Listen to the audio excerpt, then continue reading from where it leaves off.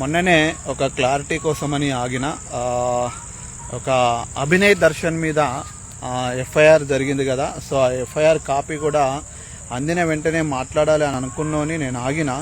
కానీ అభినయ్ దర్శన్ యొక్క డ్రామాకు 18వ తారీఖు నాడు మే 18 సాయంత్రం 6 గంటల టైంలో మనకు అభినయ్ దర్శన్ పైన అటాక్ అనే ఒక హత్యాయత్నం జరిగింది అని చెప్పేసి తెలిసింది.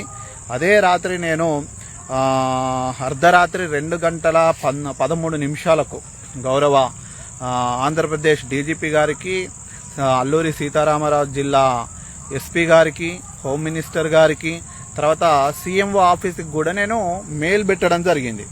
సో నేను మెయిల్ చేయడం జరిగింది. అయితే ఈ కేసుని నిజంగా మరి ఎందుకోసము దీంట్లో సెక్షన్స్ అనేటి అసలు ఆ డ్రామాకు సంబంధించింది నిజంగా తెలుగు రాష్ట్రాలే కాకుండా భారతదేశం మొత్తము కూడా ఇదే మాట మన తెలుగు ప్రజలు ఎవరైతే ఉన్నారో ప్రపంచంలో ఉన్న వారందరూ కూడా అసలు ఏమిటి ఇది, హత్యనేనా, హత్యాయత్నమేనా, ఏంది దాడి, ఏంటి కుట్ర అని చెప్పేసి ఆ కోణంలో చాలా గలిబిలి అన్ని ఛానళ్లలో జరుగుతూ వచ్చింది. కానీ ఎస్పీ గారు కూడా, అల్లూరి సీతారామరాజు ఎస్పీ గారు కూడా ఒక ప్రెస్ మీట్ పెట్టడం జరిగింది. ఆ రోజు అరెస్ట్ చేసిన, మరి తెల్లారి 19వ తారీఖు నాడు అరెస్ట్ చేశారనుకుంటా. మరి ఆ రోజు నెక్స్ట్ డేనో ఏదో పెట్టారు. సో ఎఫ్ఐఆర్ నెంబర్ వచ్చేసి 25/2026. కొన్ని సెక్షన్లు 189, 3, 196 క్లాస్ 2, 299, 302, 353/1 అండ్ 3/5 బిఎన్ఎస్ యాక్ట్ కింద మరి కేసులు పెట్టారు. చాలా సంతోషము. కానీ నిజంగా ఇదే ఎఫ్ఐఆరా మరి ఇంకొకటి ఏమైనా ఉందా మరి మనకు తెలియదు. చాలా మంది అడుగుతున్న ప్రశ్నలు ఏంటంటే వారిని మీడియా ముందుకు కూడా ఎందుకు ప్రవేశపెట్టలేదు అని చెప్పేసి కొన్ని అనుమానాలు అయితే వ్యక్తం చేశారు. ఆయనని మరి రిమాండ్కు పంపించేది కూడా ఎంతో మందికి మాస్కులు వేసి మరి ముసుగు ధరించి వాళ్ళని మీడియా సమావేశంలో మాట్లాడిస్తారు. కానీ అది లేదు, ఎలా జరిగిందనేది వాళ్ళతో మాట్లాడియలేదు. అందులో 9 మందిని అరెస్టు చేశారని చెప్పేసి అన్నారు. అరెస్టు చేసినా మళ్ళీ అభినయ్ దర్శన్ మాత్రమే వాళ్ళు రిమాండ్కు పంపించాము, 14 రోజులు రిమాండ్ అన్నారు. కానీ ఇప్పుడు చూసినట్లయితే ఈరోజు మరి 19వ తారీఖు నాడు నర్సీపట్నం జైలుకు వెళ్ళిన వ్యక్తి ఈరోజు 28వ తారీఖు ఈరోజు విడుదలైనా అని చెప్పేసి అంటున్నారు. అసలు నిన్ననే ఒక ఆయన మరి నా జెరూసలేం మత్తయ్య అని ఒక గ్రూప్లో పెట్టిండు, మొన్ననే రిలీజ్ అయింది అన్నట్టులే. మరి అసలు తెలియని విషయం ఏంటంటే మరి మొన్ననే రిలీజ్ అయిందనంటే ఈరోజు మళ్ళీ రిలీజ్ అయిందని అనేది ఇవి అంత అర్థం కాని గందరగోళం ఉంది. ఇంకోటి, బండి సంజయ్ లాంటి కేంద్ర సహాయక మంత్రి కొడుకుని 14 రోజులు, ఎవరైనా కూడా 14 రోజులు రిమాండ్కి జడ్జి గారు ఒకవేళ రిమాండ్ విధిస్తే గౌరవ హైకోర్టు న్యాయమూర్తులు కానీ జిల్లా కోర్టులు కానీ ఏ కోర్టులు అయినా కూడా నాకు తెలిసి రిమాండ్ 14 రోజులు విధిస్తే మాత్రం 14 రోజులు ఉంటారని నేను అనుకుంటున్నా. ఒకవేళ అలా కాకుండా ఏమైనా ఎక్కువ రోజులు ఉంటారా అనేది కూడా, తక్కువ రోజులలో కూడా బెయిల్ దొరుకుతుంది అనేది కూడా నాకు ఒకసారి చెప్పండి ఎవరన్నా. సో 14 రోజులు గడవక ముందుకే 10 రోజులు 10 రోజులకే బయటకు వచ్చింది. ఇంకొక 4 రోజులు జడ్జి గారు ఇచ్చిన రిమాండ్ని 14 రోజులు పెడితే మరి 4 రోజులు అని ముందుగానే రావడం ఏందో అర్థం కాలేదు. ఇంకోటి, అందులో పెట్టిన సెక్షన్లు నిజంగా రాష్ట్ర వ్యాప్తంగా తెలుగు రాష్ట్రాలల్లో నిజంగా దేశవ్యాప్తంగా సంచలనం సృష్టించిన ఇలాంటి పెద్ద కేసు, అది డ్రామానా మరి మతాల మధ్యలో చిచ్చు పెట్టాలనే కోణంలో మరి ఒక కంప్లైంట్ అనేది రాశారని చెప్పేసి నేను ఆ యొక్క ఎఫ్ఐఆర్ కాపీని చదువుతాను. ఎవరు కంప్లైంట్ చేశారంటే ఒక ఊర్లో ఉన్న సర్పంచ్ అసలు జరిగిన డ్రామా ఏంది, జరిగిన గొడవ ఏంది, దాన్ని వదిలిపెట్టేసి ఈయన మా యొక్క మత విశ్వాసాలని, మా యొక్క దేవీ దేవతలను, మా యొక్క మతాన్ని దూషిస్తూ వస్తున్నాడు. మీరు గనక క్రైస్తవ్యంలో మారకుంటే రాబోయే కాలంలో తగిన పరిణామాలు, తీవ్ర పరిణామాలు ఎదుర్కొంటారని చెప్పేసి సందేశాన్ని కంప్లైంట్ కాపీలో ఉంది. మరి ఇది అలా చేసిండు అని అంటే మరి 25/2026 ఎఫ్ఐఆర్లో మాత్రం ఇదే ఉంది. ఇంకొక ఎఫ్ఐఆర్ ఉందా అనేది కూడా ఆ యొక్క పోలీస్ శాఖ వారు కూడా తెలియజేయాలి. మరి ఇంత మరి ఇప్పుడు క్రైస్తవ్యం మీద ఇది రుద్దడం అనేది ఎంతవరకు కరెక్ట్? అసలు ఎఫ్ఐఆర్ కేసు జరిగింది, అక్కడ జరిగింది ఏంది? హత్యాయత్నం ఆయనకైననే చేసుకున్నాడు, అదొక డ్రామా అని చెప్పేసి తెలిసిన తర్వాత అది కోడి రక్తమో మేక రక్తమో ఏదో రక్తమో అదంత డ్రామా అని చెప్పేసి తెలిసి సమాజాన్ని ప్రజల్ని తప్పుదోవ పట్టిస్తూ ఆయన ఒక పార్టీకి సంబంధించిన వ్యక్తి అయ్యి ఉంటే పాస్టర్ అని చెప్పేసి చాలా టీవీ ఛానల్లో చెప్పారు. కానీ ఆయన గతంలో పాస్టర్ ఉండే. కానీ స్వయంగా ఎస్పీ గారే ఏమన్నారంటే ప్రెస్ మీట్లో ఆయన పాస్టర్ కాదు, ఫేక్ పాస్టర్ అని చెప్పేసి, ఆయన పాస్టర్ కాదు అని చెప్పేసి అన్నారు ఎస్పీ గారు.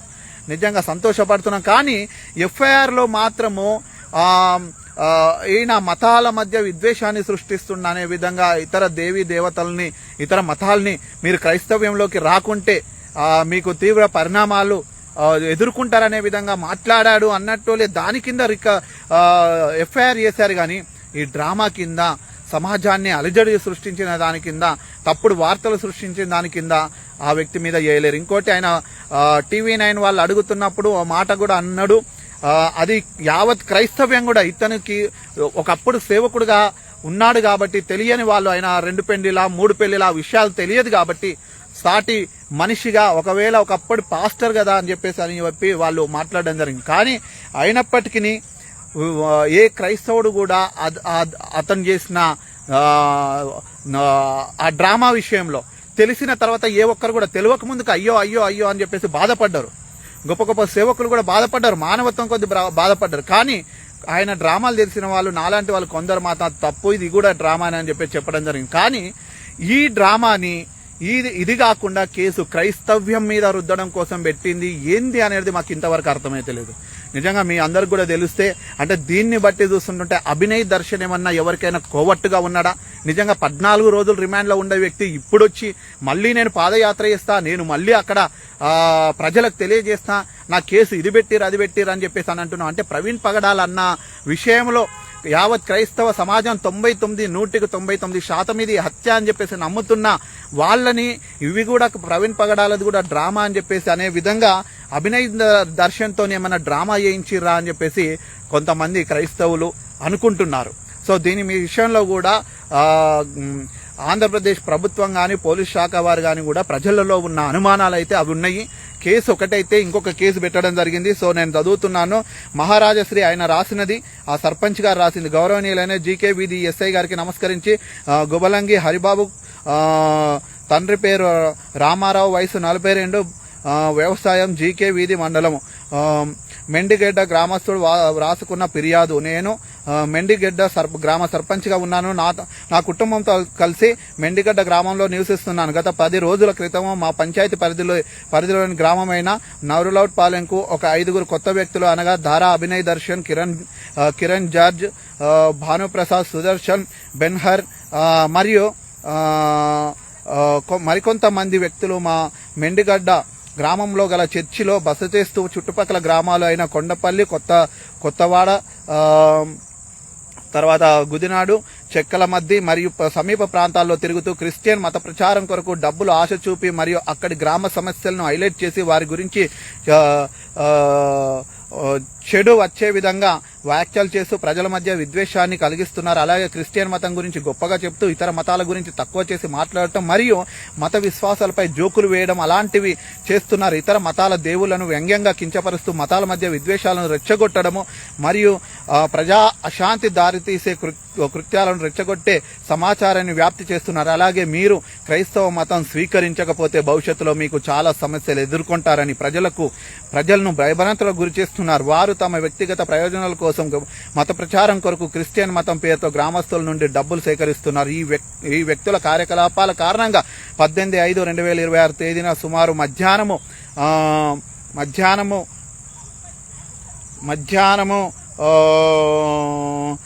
3 నుండి 4 గంటల మధ్య మా గ్రామంలో నవరులౌట్పాలెంలో కొన్ని ఉద్రిక్త పరిస్థితులు తలెత్తాయి. వీరి చర్యలు మా పంచాయతీ పరిధిలో గ్రామంలో ప్రజాశాంతికి మరియు మత సామరస్యానికి భంగం కలిగించే విధంగా అవకాశం ఉంది కావున పైన పేర్కొన్న వ్యక్తులపై చట్ట ప్రకారమైన అవసరమైన న్యాయపరమైన చర్యలు తీసుకోవాలని కోరుతున్నాను. ఇట్లు తమ విధేయుడు జి హరిబాబు గారు.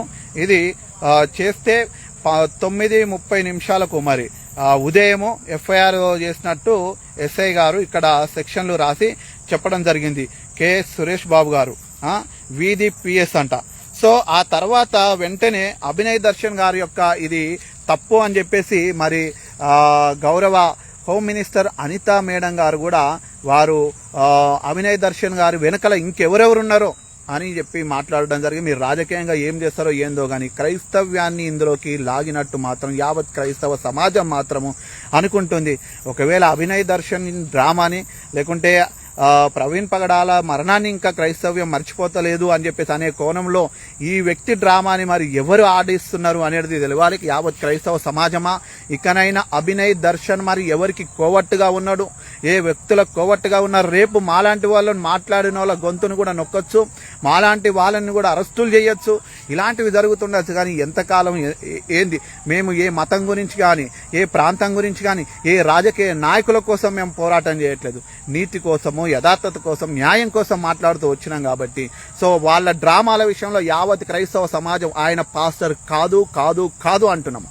మా పాస్టర్ అని అంటే, మా సేవకుడు అంటే, మా యొక్క అధ్యక్షుడు అని అంటే, మా నాయకుడు అని అంటే మా బైబిల్ని బోధించేవారు ఏ విధంగా ఉంటారంటే, ఒక్క స్త్రీని ఒక పురుషుడు, ఒక స్త్రీకి ఒక పురుషుడు ఒకవేళ భార్యను పెళ్లి చేసుకుంటే ఆ పెళ్లి భార్యకు, భార్య భర్తకు బద్ధుడై ఉండాలి. అలాంటి వాళ్ళు సేవకుడిగా పాస్టర్గా ఉంటే మాత్రము వాళ్ళు సంఘాన్ని, కుటుంబాన్ని బాగుగా ఏలిన వాడైతేనే సంఘాన్ని ఏలాలని చెప్పేసి బైబిల్లో రాయబడి ఉంది. కాబట్టి అధ్యక్ష పదవిలో ఉన్న వాళ్ళు తాగుబోతుగా, తిరుగుబోతుగా, తిట్టుబోతుగా, బహుభార్యలు కలిగిన వాడిగా ఉండకూడదు. అలాంటి వాడిని పాస్టర్గా బైబిల్ అంగీకరించదు. కానీ ఇలాంటి తప్పుడు యొక్క డ్రామాలాడిన, కోడి రక్తం మేక రక్తాలు పూసుకొని ఆటలాడిన ఈ అభినయ్ దర్శన్ ఈ రోజు వరకు కూడా తగ్గకుండా బెయిల్ మీద వచ్చి నేను ఇంకా నిరూపించుకుంటా నా మీద అని చెప్పేసి ఈ డ్రామాలు ఎందుకు ఆడుతుండో యావత్ క్రైస్తవ సమాజం కూడా ఆలోచన చేయాలి.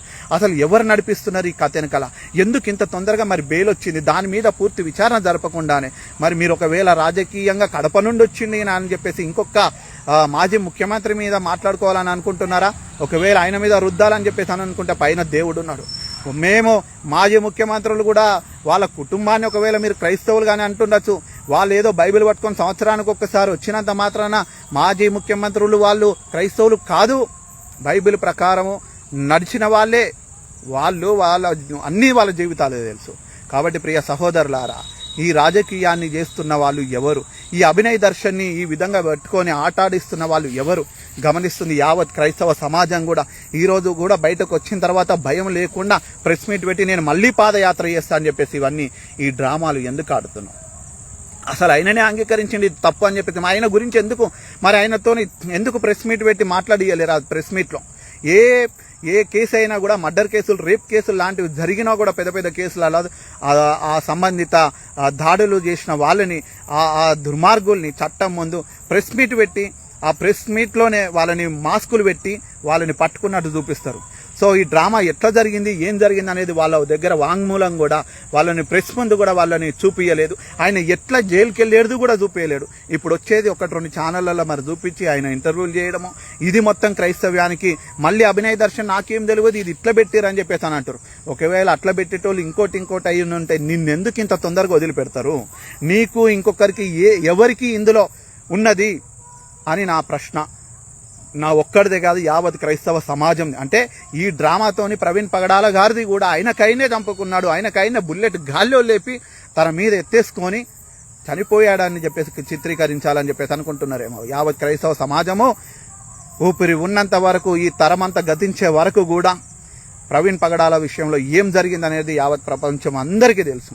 కాబట్టి ఆయనని చంపారా, ఆయన ఎలా జరిగిందనేది మాకు అవసరం లేదు. ఆయన మన్ను అనేది వెనకటి వాళ్ళ మట్టికి చేరుతుంది, దాన్ని దయచేసిన ఆత్మ దేవుని ఎదుకు వెళ్ళిపోయిన అంతే. మట్టిలో మట్టి, ఆ దేవునికి మహిమ కలుగుతుంది. కానీ ఈరోజు ఈయనతో చేస్తున్న ఈ డ్రామాల విషయంలో యావత్ క్రైస్తవ సమాజం ఆలోచించండి. ఇతను చేస్తున్న ఈ కేసు విషయంలో, ఈ డ్రామా విషయంలో ఒక్కసారి ఆలోచన చేయండి. ఇది నిజంగానే మళ్ళీ వచ్చి పాదయాత్ర చేస్తుంటే ఈయనకు తెలియదా? ఈయన వెనక నుండి ఈ డ్రామా ఎవరు ఆడిపించారు, ఎందుకు ఆడిపించారు? ఏ ప్రలోభం లేకుంటే ఈయనని ఆ విషయంలో ప్రశ్నించకుండా, ఆ విషయంలో ఆ సెక్షన్లు పెట్టకుండా వేరే ఒక సర్పంచ్ గారు పెట్టారు అని అంటే ఇంకొక సర్పంచ్, మరి ఇంకొక ఈ కేసా, ఇది ఫస్ట్ కేసు అయితే రెండోది చెప్పండి. ఇది కూడా ఒకవేళ మేమైతే నిజంగానే అట్లా వ్యంగ్యంగా ఇతర దేవతలను, దేవుళ్ళని, ఇతర మతాలను దూషించిందంటే క్రైస్తవులుగా మేము కూడా ఎన్ని సంతకాలు పెట్టాలో చెప్పండి. అతను చేసింది, అతను చేసిన నిందలు అది తప్పు, ఖండిస్తున్నాం. మీరు మా ద్వారా కావాలంటే ఇంకెక్కువ సెక్షన్లు పెడతామంటే యావత్ క్రైస్తవ సమాజం కూడా సంతకాలు పెట్టడానికి కూడా రెడీ, కేసులు వేయడానికి కూడా రాది. కానీ తప్పుడు కేసులు పెట్టి ఆ కేసును అసలైన దాన్ని నీరు కారించడంలో, అతనికి వత్తాసు పలకడంలో, అతనికి బెయిల్ ఇవ్వడంలో, అతని ఈ డ్రామా ఆడిపియడంలో, అతనికి బెయిల్ ఇచ్చి కాపాడడంలో, అసలు ప్రెస్ మీట్లో ఒకటి ఎస్పీ గారు మాట్లాడింది, ఈ సెక్షన్లు పెట్టింది ఒకటి, అదే ప్రెస్ మీట్. కానీ సర్పంచ్ గారి యొక్క ఊసు లేదు ఆ ప్రెస్ మీట్లో. అనితా మేడం గారు కూడా ప్రవీణ్ పగడాల గారి గురించి మాట్లాడుతూ అచ్చా అనుభవి నాలుక గర్చుకోవడం అనేది కొంతమంది చెప్తూ వచ్చారు. కానీ మీ అందరి మనసులోకి తెలుసు అని చెప్పేసి ప్రపంచం కూడా వింటుంది. కాబట్టి ప్రేమైన వారలారా గమనించండి, అభినయ్ దర్శన్ యొక్క డ్రామాలు ఏంటి, ఆయన వెనుక నుండి ఎవరు నడిపిస్తారో మీరే రాబోయే కాలంలో దేవుడే బట్టబయలు చేస్తారని తెలుసుకుంటున్నాను. ఈ వీడియోని డౌన్లోడ్ చేయండి, అందరికీ అన్ని గ్రూపులలో షేర్ చేయండి. ఈ వీడియో డిలీట్ కాకముందుగా ప్రతి ఒక్కరికి ఈ విషయం తెలియాలి. Thank you. షలోమ్, మీ సహోదరుడు నీల్.